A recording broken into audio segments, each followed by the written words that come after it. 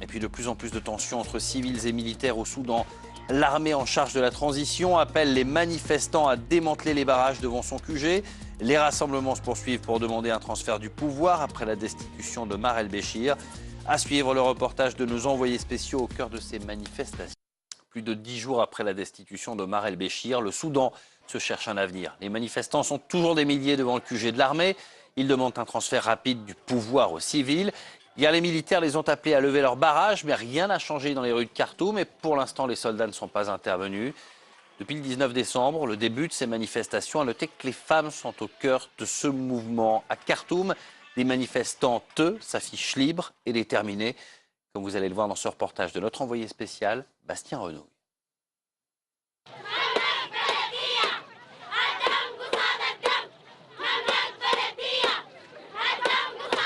Ces femmes veulent venger les victimes de la révolte soudanaise. Elles sont des milliers dans les rues de Khartoum chaque jour. L'une d'entre elles est même devenue l'icône du pays suite à cette image. Inconnue il y a quelques semaines, Allah Sallah est aujourd'hui protégée pour ne pas être importunée durant les manifestations.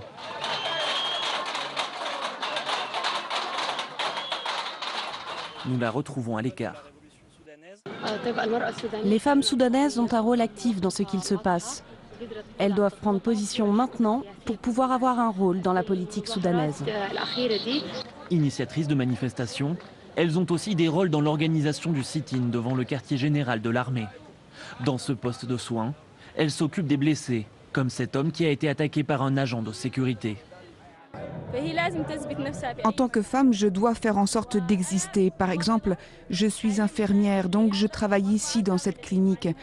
Je continuerai à travailler là jusqu'à ce que nous obtenions ce que nous souhaitons. Outre l'établissement de la démocratie, elles exigent plus de droits. Elles qui étaient jusqu'à présent oppressées dans la vie de tous les jours. Qui a dit que nous les femmes étions inférieures ? En ce moment, nous ne sommes pas considérés comme des êtres à part entière. Je dis non. Nous devons être reconnus par la société comme si nous étions des hommes. Beaucoup espèrent que leur rôle dans ces manifestations feront comprendre aux hommes qu'elles méritent tout autant leur place. Les protestataires demandent notamment l'établissement d'un parlement qui compterait au moins 40% de femmes. Et puis pour la première fois depuis le début de cette crise, l'Union africaine se saisit du dossier. L'UA désormais dirigée par un militaire, l'Égyptien Abdel Fattah al-Sisi, se retrouve ce mardi au Caire pour des débats sur l'après-Omar el-Béchir. Et les dirigeants des principaux pays frontaliers du Soudan seront notamment présents.